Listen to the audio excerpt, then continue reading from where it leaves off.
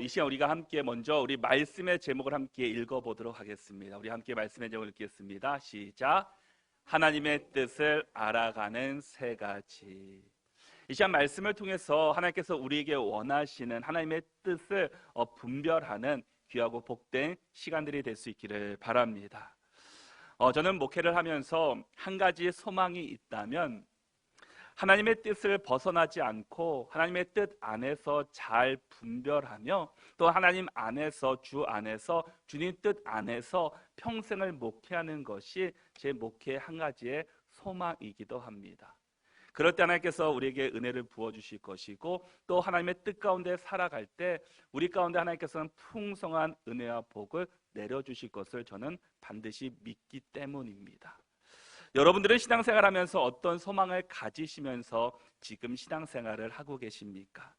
우리 모두에게는 어떻게 하면은 한 사람이라도 하나님의 마음에 합한 마음으로 또 그리스도의 뜻 가운데 우리가 살아가려고 많은 분들은 또한 기도하면서 노력하며 또 힘쓰며 살아가고 계실 것입니다. 누구나 이 땅에서 하나님의 뜻을 알고 싶어 하고 하나님의 뜻 안에서 믿음 생활하며 또 하나님의 뜻 안에서 살아가기를 원하는 것이 바로 우리 그리스도인들의 모습이기 때문입니다. 우리가 함께 읽은 오늘 본문에서는 하나님의 뜻이 무엇인가에 대해서 우리에게 세 가지로 우리에게 말씀해 주고 있습니다. 그런데 이 세 가지는 우리가 사실 처음 들어본 것들은 아닙니다. 우리가 모르는 것이 아니다라는 겁니다. 이미 우리가 다 알고 있는 세 가지였습니다. 그런데 우리가 알고 있지만 행동으로 옮기지 못하기 때문에 때로는 실천하지 못하기 때문에 우리가 하나님의 뜻을 알지 못하며 때로는 살아가고 있었다라는 겁니다. 이 시간 우리를 향하신 하나님의 뜻이 무엇입니까? 항상 기뻐하라, 쉬지 말고 기도하라, 범사에 감사하라. 이것이 그리스도 예수 안에서 우리를 향하신 하나님의 뜻이다라고 우리에게 말씀해 주고 있습니다. 다른 것이 아니라 기뻐하고 기도하고 감사하는 것이 하나님께서 우리에게 요구하시는 하나님의 마음이다라는 겁니다. 그러기에 우리는 이 세 가지 하나님의 뜻을 기억하며 또한 하나님의 뜻을 온전히 이루며 살아가는 저와 여러분들이 모두가 될 수 있기를 바랍니다. 그럼 우리가 하나님의 뜻을 이루기 위해서 먼저 첫 번째가 무엇입니까? 하나님의 뜻을 알아가는 세 가지 중에 첫 번째가 우리 함께 읽어보겠습니다. 기뻐하라. 우리 16절의 말씀을 보면은 항상 기뻐하라라고 말씀합니다. 우리를 향하신 하나님의 첫 번째 뜻은 기뻐하는 것입니다. 그런데 그 앞에 한 가지의 단어가 있습니다. 그것은 항상입니다. 그냥 기뻐하는 것이 아니라 우리를 향해서 항상 기뻐하십시오라고 말씀해 주고 있습니다. 그런데 여러분 어떻습니까? 항상 기쁘십니까? 사실 우리 주변을 바라볼 때, 우리 주변을 볼 때 기쁜 일보다는 힘들고 슬프고 어려운 일들이 더 많은 것이 사실입니다. 기쁜 일도 있지만 기쁜 일보다는 슬프고 괴롭고 어려운 일들이 더 많이 생각나는 것이 우리의 생각이고 우리의 마음이다라는 겁니다. 그런데 성경은 지금 우리에게 어떻게 하라고 말씀하고 있습니까? 한번 가끔 생각날 때 기뻐하는 것이 아니라 항상 기뻐하라라고 말씀합니다. 항상 언제나 기뻐하라라는 겁니다. 기뻐할 일이 있을 때만 기뻐하는 것이 아니라 때로 내가 슬퍼한 일이 있더라도 내가 괴로운 일이 있다 할지라도 내가 힘들고 어려운 일이 있다 할지라도 내가 기뻐하라라는 겁니다. 어떻게 하나님께서 우리에게 항상 기뻐하며 살아가라고 말씀하고 있는 것입니까? 데살로니가전서는 이 사도 바울이 2차 전도 여행 중에 이 고린도라는 지역에서 이 데살로니가 교회를 향해서 쓴 편지입니다.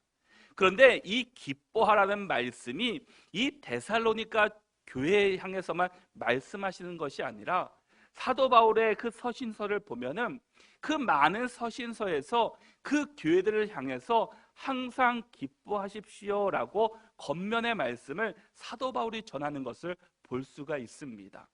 예를 들어서 빌립보서 4장 4절을 보면은 주 안에서 항상 기뻐하라. 내가 다시 말하노니 기뻐하라 라고 말씀합니다. 바울은 지금 빌립보 교회를 성도들을 향해서 항상 기뻐하라. 내가 다시 강조해서 말하는데 너희들 항상 기뻐하십시오 라고 말해주고 있다라는 겁니다. 근데 사실 지금 이 바울이 이 빌립보 교회를 향해서 편지를 보낸 그 당시에는 바울은 이 로마 감옥에 잡혀 있을 때였습니다. 바울이 고린도 그 빌립보 교회를 향해서 기뻐하라고 말하는 것이 아니라 어찌 보면 이 빌립보 교회 성도들이 바울을 향해서 이 감옥에 있지만, 힘든 상황 가운데 있지만 여러분 그 주 안에서 기뻐하십시오. 바울 선생님, 주 안에서 항상 기뻐하십시오 라고 겉면의 말을 전해 주어야 하는 것이 어찌 보면 빌립보 교회 성도들의 모습이어야 합니다.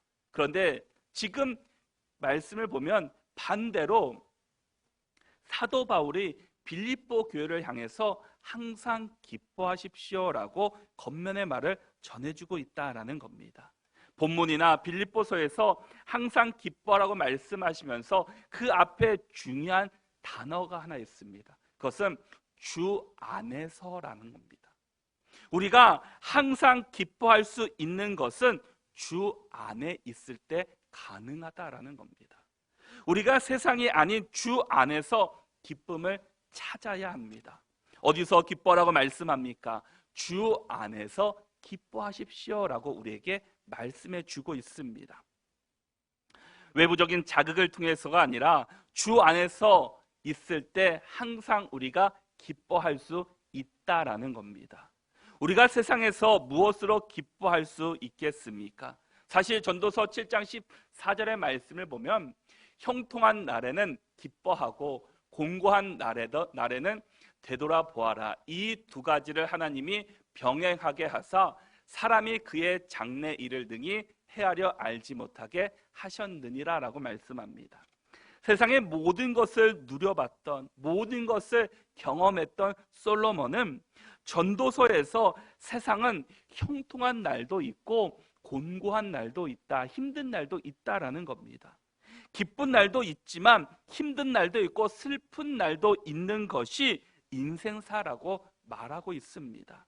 우리가 세상을 볼 때 기쁜 일만 있는 것은 결코 아닙니다. 우리 주님께서도 우리에게 말씀하시기를 우리가 세상 가운데서 기뻐하는 것이 아니라 주님 안에서, 주 안에서 항상 기뻐하라라고 우리에게 말씀하고 있습니다. 요즘 여러분은 어떠십니까? 기쁜 날이 많으십니까? 아니면 슬프고 힘들고 괴로운 날이 훨씬 더 많으십니까? 많은 사람들이 말하기를 기쁜 날보다는 슬프고 힘들고 어려운 일들이 더 많다라고 이야기를 합니다. 우리 주변에 그 뉴스를 봐도, 일어나는 일들을 봐도 기쁜 일보다는 슬프고 힘든 일이 더 많이 보도되는 것들을 볼 수 있습니다. 왜 그렇겠습니까? 우리가 세상의 관점에서 보았을 때는 우리가 기쁜 일보다는 슬프고 괴로운 일이 더 많다라는 겁니다. 코로나로 인해서 아직까지도 많은 제약들이 많이 있습니다. 코로나 이전의 모습으로 돌아가려면 더 많은 시간이 필요할 수도 있습니다. 힘든 부분이 한두 가지가 아닙니다. 그러나 우리가 세상적인 관점이 아니라 우리는 주 안에서 생각해 보라라는 겁니다. 그럼 어떻습니까? 주 안에서 우리가 다시 한번 돌아본다면 기쁜 일이 많겠습니까? 슬프고 힘든 일이 많겠습니까? 저는 내가 주 안에서 우리가 한번 보면은 슬프고 어려운 일보다는 기쁜 일이 훨씬 더 많이 있을 거라고 저는 생각이 됩니다. 왜 그렇습니까? 우리를 구원해 주신 하나님이 계시고 우리가 또한 이 자리에 나와서 함께 예배 드릴 수 있는 또한 이런 시간들을 주신 것도 하나님이시고 또한 우리에게 은혜를 주신 분도 하나님이시고 우리를 서로 만나게 해주신 것도 하나님이시고 지금까지 지켜주신 많은 힘들고 어려운 일들이 있었음에도 불구하고 내가 지금까지 올 수 있었던 것이 모두가 하나님의 은혜였다라는 겁니다. 모든 것이 하나님의 은혜입니다. 우리가 하나님의 은혜라고 생각할 때 우리가 슬픈 일보다는 기쁜 일이 더 많다라는 겁니다. 그래서 마틴 로이드 존슨이 쓴 책 가운데 항상 평안하라라는 책에서는 이렇게 이야기를 합니다. 결코 우리를 실망시키지 않는 것이 단 한 가지가 있습니다. 그것은 주 안에서 기뻐하는 것입니다 라고 이야기를 하고 있습니다. 그렇습니다. 우리가 주 안에 있을 때만이 진정한 기쁨을 경험할 수 있고 항상 기뻐하며 우리가 살아갈 수 있게 될 것입니다.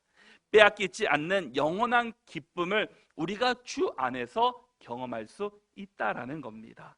그래서 사도 바울은 감옥에 있으면서도 나는 지금 묶여 있고 나는 억압받는 자유롭지 않은 삶 속에서 살고 있음에도 불구하고 그가 빌립보 교회 성도들에게 기뻐하십시오라고 말할 수 있었던 것은 내가 지금 주 안에서 기뻐했기 때문이었습니다. 내가 지금 많은 죄악들이 있었지만 감옥에 갇혀 있지만 그럼에도 불구하고 주님이 나를 지켜주시고 주님이 나와 함께 해주신 그 은혜가 있기 때문에 사도 바울은 기뻐할 수 있었고 그 기쁨을 자신들의 교회들에게 전달할 수 있었다라는 겁니다. 그래서 주 안에 있을 것을 그들이 그에게 강조해 주고 있습니다. 하지만 우리의 문제는 주 안에서 기쁨을 찾기보다는 우리가 세상 가운데서 우리 눈에 보이는 기쁨을 찾으려고 하다 보니까 기쁨보다는 슬픈 일이, 괴로운 일들이 더 많이 경험되는 것을 우리가 보게 된다라는 겁니다. 그래서 누구보다 기쁨으로 살아가야 할 우리 그리스도인들이 기쁨으로 살지 못하고 세상 가운데서 어려움과 또한 고난 가운데 힘든 가운데 살아가는 우리의 모습을 발견할 수 있습니다. 여러분, 진정한 기쁨, 영원한 기쁨, 그 멈추지 않는 끊임없는 기쁨을 누리고 싶다면 우리가 주 안에서 기쁨을 찾을 수 있는 우리 모두가 될 수 있기를 바랍니다.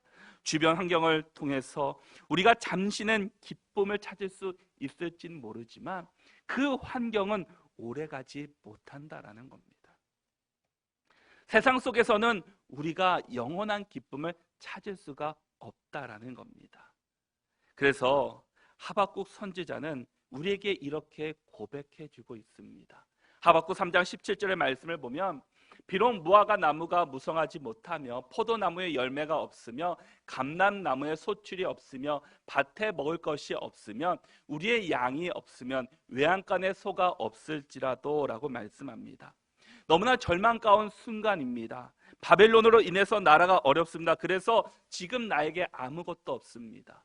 무화과 나무도 없고 포도나무도 없고 감람나무도 없고 밭에 먹을 것이 없습니다. 양도 없고 소도 없습니다. 내가 아무리 주변을 돌아보아도 먹을 것을 찾으려고 애를 써도 보이는 것이 하나도 없었다라는 겁니다. 이 절망적인 상황 속에서도 이 하박국 선지자는 하나님을 찬양하고 있습니다. 우리 하박국 3장 18절의 말씀을 같이 한번 읽어보겠습니다. 함께 읽겠습니다. 나는 여호와로 말미암아 즐거워하며 나의 구원의 하나님으로 말미암아 기뻐하리로다. 아멘.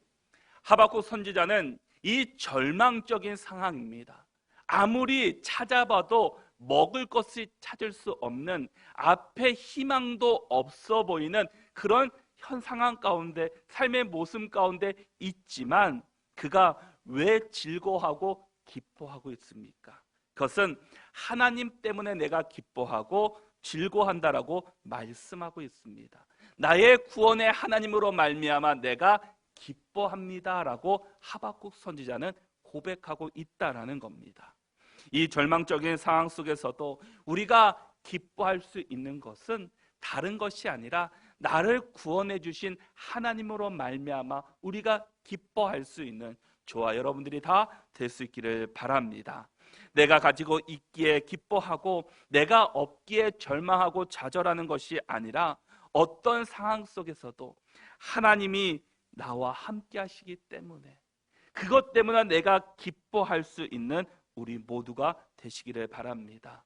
여러분, 우리의 즐거움과 기쁨은 환경에 있지 않다라는 겁니다. 늘 무화과 나무가 있고 포도나무가 있고 감람나무가 있고 밭에 양과 소가 많이 있을 때도 있지만 그것이 없어졌다 할지라도 우리는 오직 기쁨은 오직 하나님으로 말미암아 오직 하나님으로 인해 온다고 하박국 선지자의 그 고백처럼 우리는 세상에서 주는 기쁨이 아니라 주 안에서 하나님이 주시는 하나님으로 말미암아 항상 기뻐할 수 있는 저와 여러분들이 다 될 수 있기를 바랍니다. 두 번째는 무엇입니까? 하나님의 뜻을 알아가는 세 가지 중에 두 번째는 기도하라라는 겁니다. 17절 말씀을 같이 한번 읽겠습니다. 함께 읽겠습니다. 쉬지 말고 기도하라. 아멘. 하나님께서 우리에게 쉬지 말고 기도하라고 명령하고 있습니다. 근데 이 세 가지, 오늘 말씀하신 이 세 가지는 그 명령의 말씀입니다. 하라 하라 하라라는 하나님이 우리에게 주신 명령입니다. 기도는 하나님과의 대화이고 영혼의 호흡이다라고 말합니다. 우리가 하나님의 뜻을 알기 위해서는 하나님의 음성을 들어야 합니다. 하나님의 음성을 듣는 것은 바로 기도를 통해서 우리가 하나님의 음성을 들을 수 있습니다. 기도는 대화라고 말합니다. 사람과 사람이 가까워지려면 많은 대화와 만남이 있어야지 서로가 가까워질 수 있습니다. 그러기에 우리가 하나님과 가까워지기 위해서는 우리는 기도하는 사람들이 되어야 합니다. 기도할 때 그의 뜻을 헤아릴 수 있고 그분의 뜻 가운데 우리가 온전하게 살아갈 수 있기 때문입니다. 그래서 우리가 문제가 있을 때만 주 앞에 기도하는 것이 아니라 늘 주님과 동행하시고 쉬지 말고 기도하는 우리 믿음의 사람들이 되어야 합니다. 기도에는 반드시 능력이 나타납니다. 기도로 세워진 공동체는 흔들리지 않습니다. 우리 교회가 기도를 통해 다시금 일어날 수 있기를 바랍니다.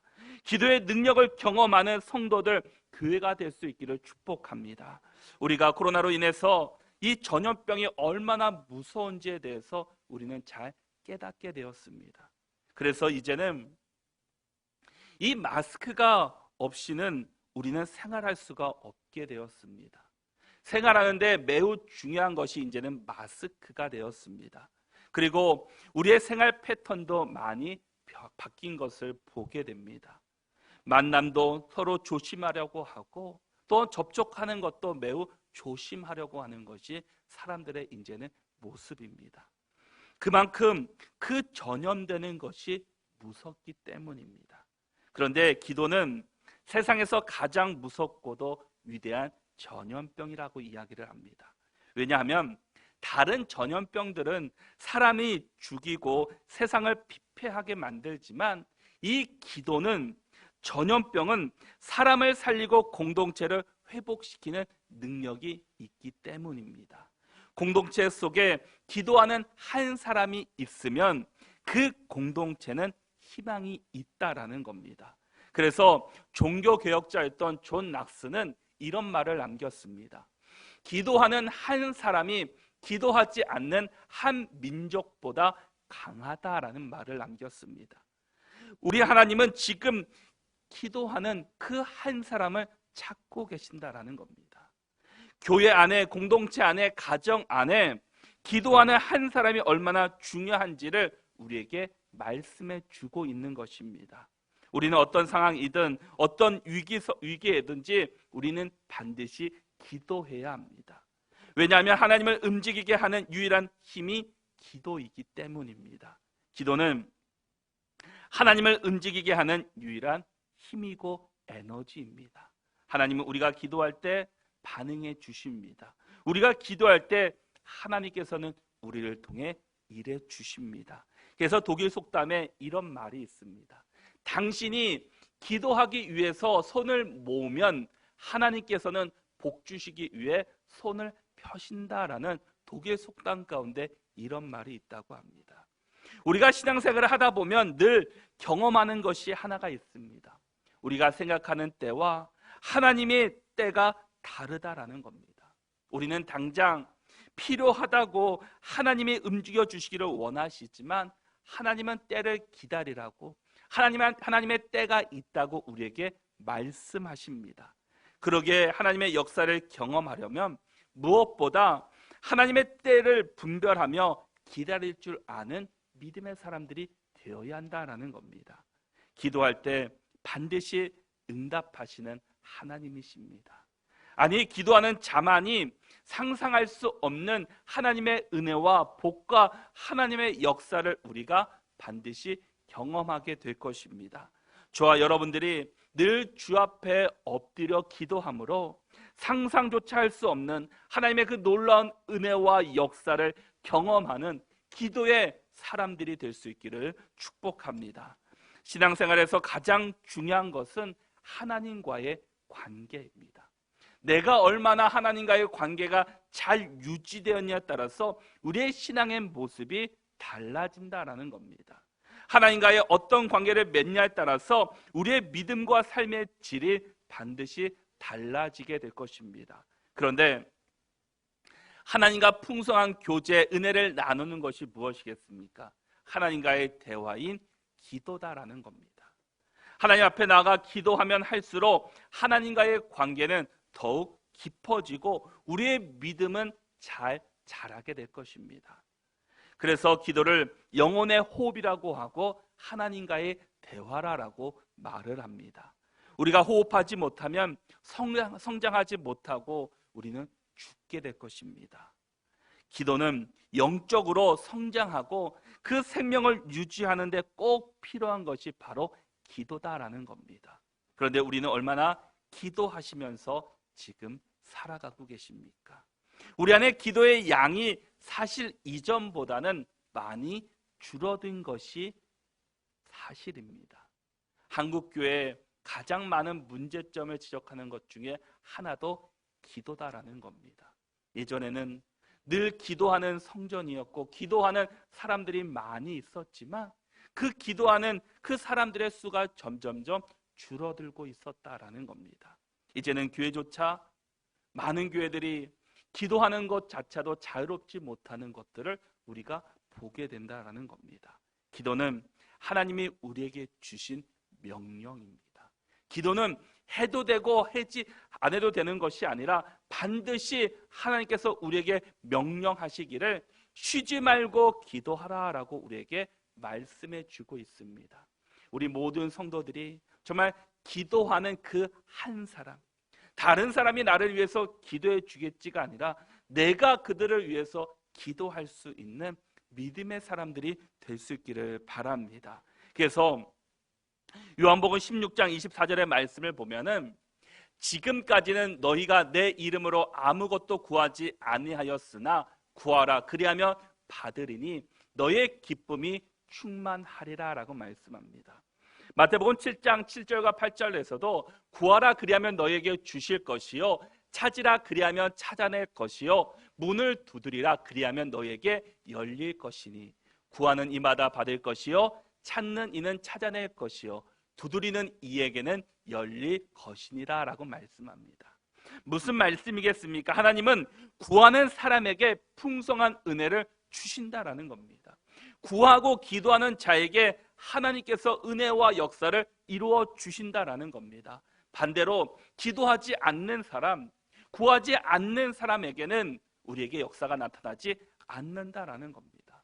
우리에게 왜 역사가 나타나지 않는가? 왜 하나님이 우리에게 은혜를 주시지 않는가라고 생각한다면 우리가 한번 나는 얼마나 열심히 기도하고 있는가? 나는 얼마나 하나님께 구하고 있는가, 간구하고 있는가를 우리가 한번 스스로가 점검해 볼 수 있기를 바랍니다.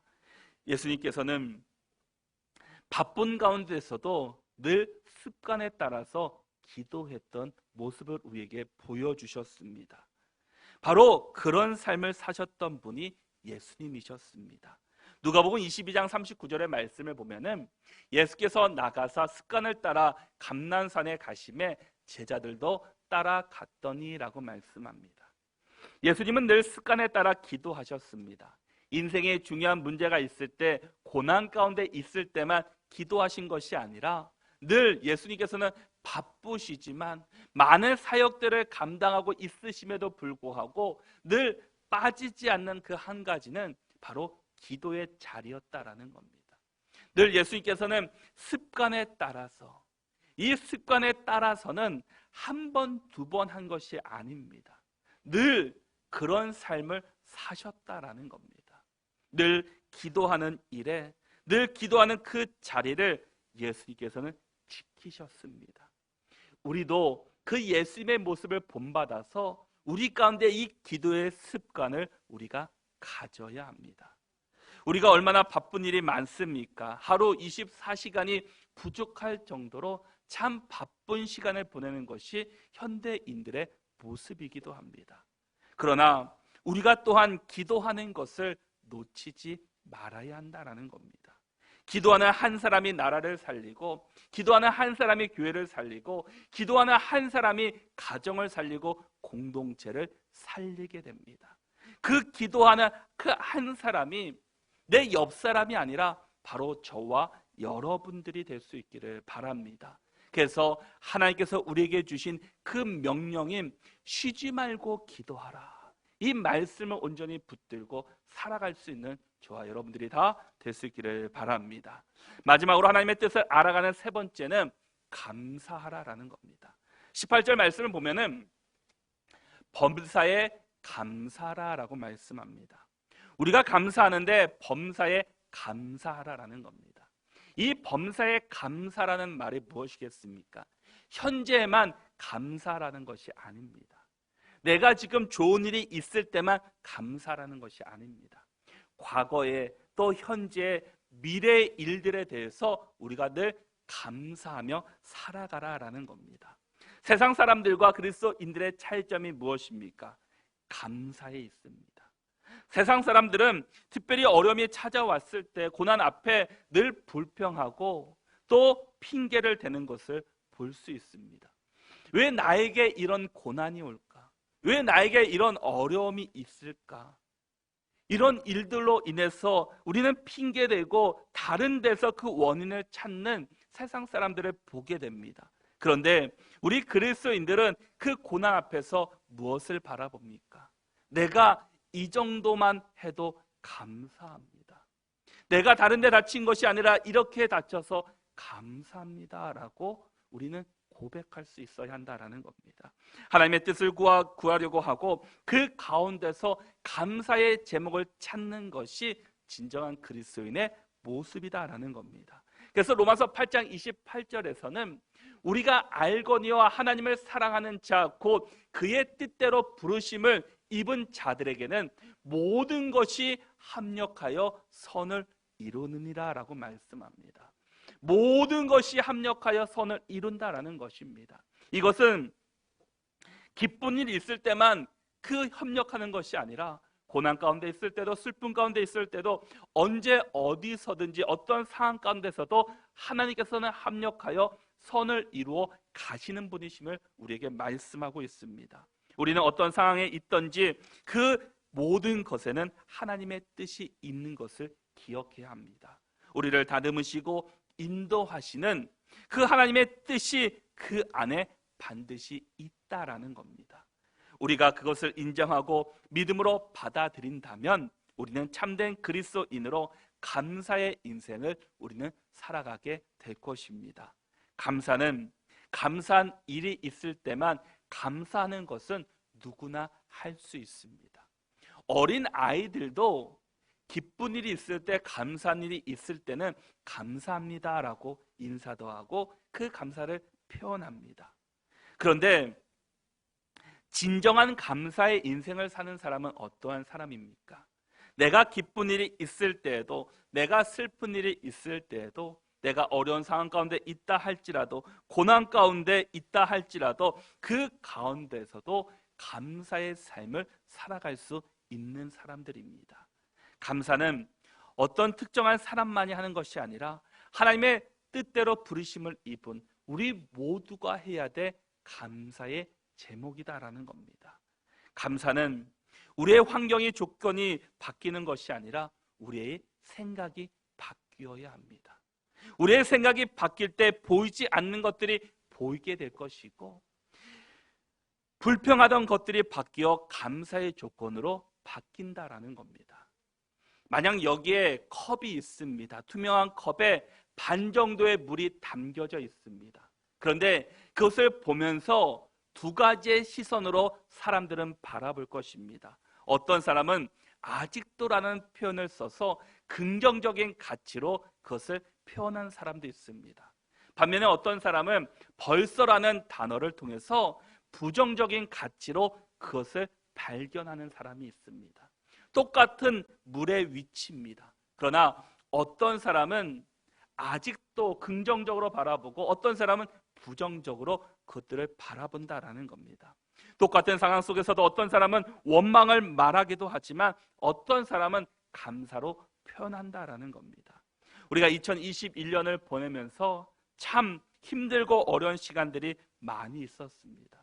특별히 코로나로 인해서 가정에서, 또한 직장에서, 또한 사업하시는 분들은 참 힘들고 어려운 시간들이 너무나 오랜 시간들을 보냈습니다.